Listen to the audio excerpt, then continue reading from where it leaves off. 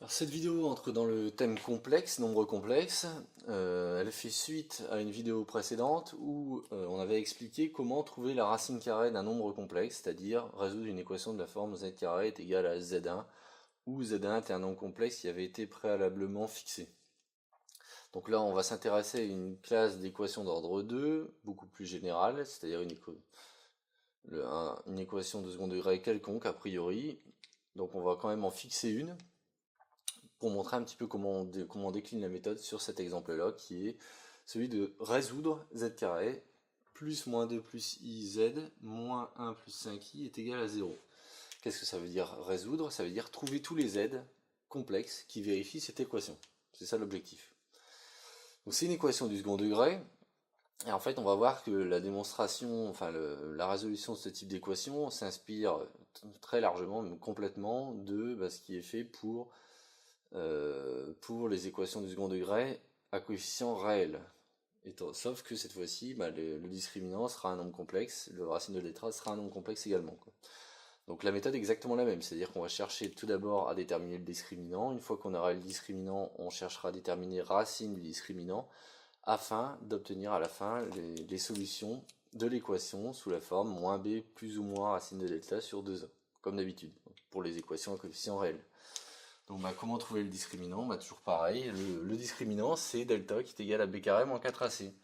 Alors qui est b? B c'est moins 2 plus i, ça c'est b. Qui est a?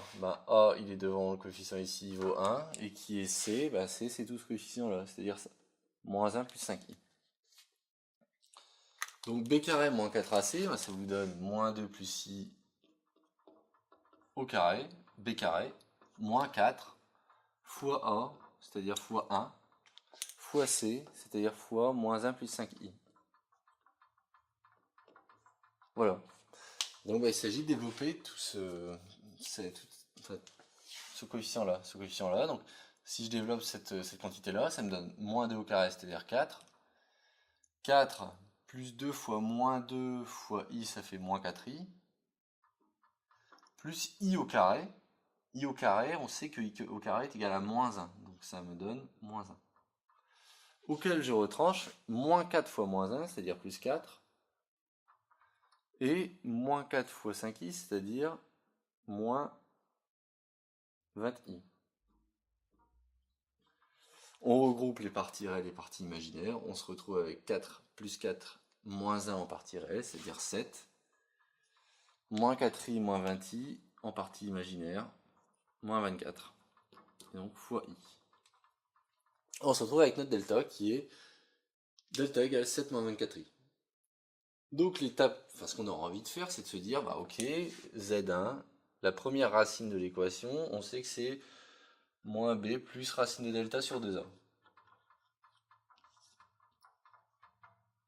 La seconde racine de l'équation, c'est z2 qui est égal à moins b moins racine de delta sur 2a.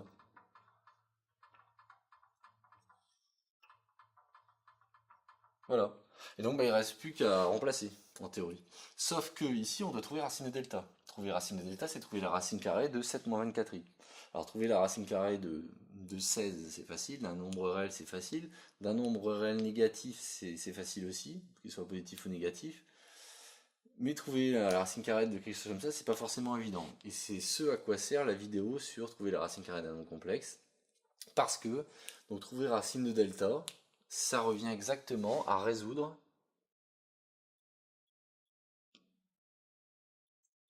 z carré. C'est trouver les z qui vérifient z carré est égal à 7 moins 24i.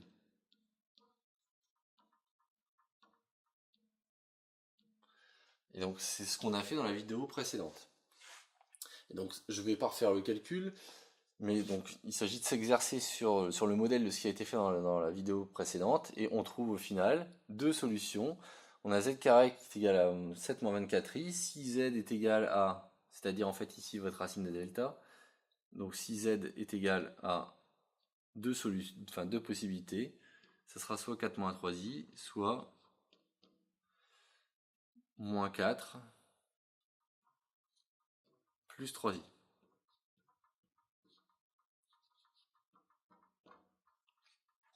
Voilà, donc ça, je le laisse en rapport avec la vidéo qui a été faite sur trouver la racine carrée d'un nombre complexe. Bon, bah maintenant, une fois qu'on a fait ça, on a mis notre racine de delta sous la forme d'un complexe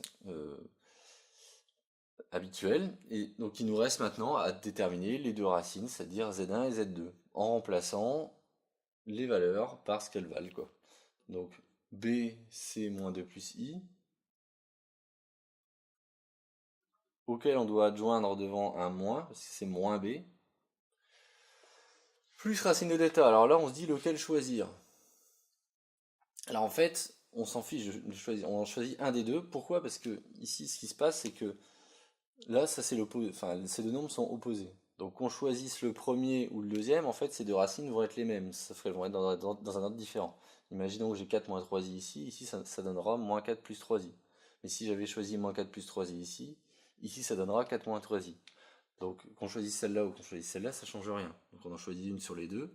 Donc là, par exemple, 4 moins 3i. J'ajoute donc 4 moins 3i, c'est-à-dire la première, enfin, je l'intègre dans mon calcul, donc 4 moins 3i, et je divise par 2 fois a c'est égal à 1. Donc 2 fois 1, c'est-à-dire 2. Bon. Cela nous donne, en développant, donc moins 2, c'est-à-dire plus 2, auquel on ajoute 4, ça fait 6. Moins i, moins 3i, ça va donc me donner moins 4i. Moins 4i divisé par 2, ce qui me donne au final 3 moins 2i, pour la première solution. La seconde solution, donc c'est la même chose, ça va être moins 2 plus i, c'est-à-dire 2 moins i, moins cette fois-ci 4 moins 3i. Le tout divisé par 2.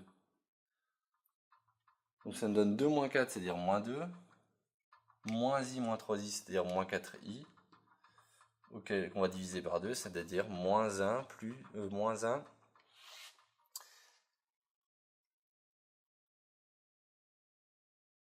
Moins i plus 3i, c'est plus 2i.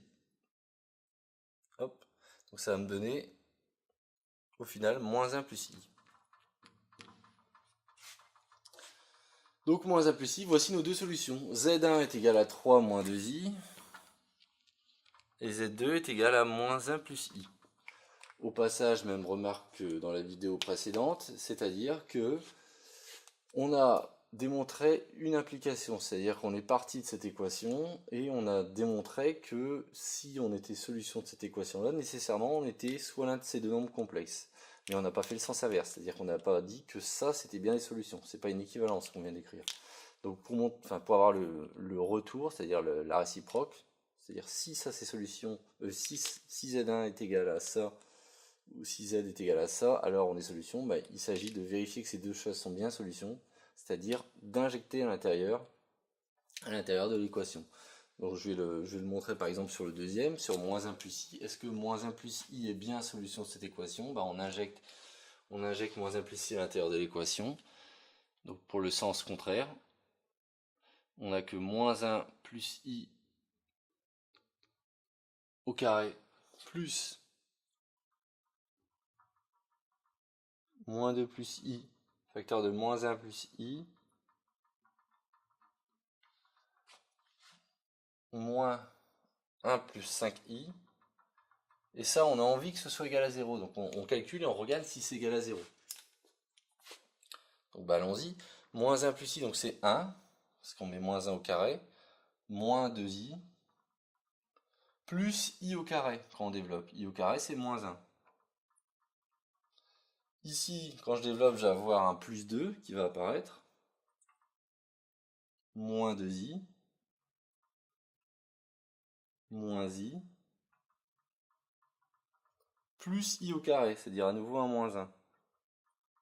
Moins 1, plus 5i. Bon, alors qu'est-ce qui se passe? Là, j'ai donc 1 et moins 1, les deux vont se simplifier. Là, j'ai 2, moins 1, tout se simplifie. Côté partie imaginaire, j'ai moins 2i, ça fait moins 4i, moins 4i, moins i, ça fait moins 5i, plus 5i, ça fait bien 0. Donc toutes ces parties imaginaires vont également simplifier. Ce qui donne au final 0.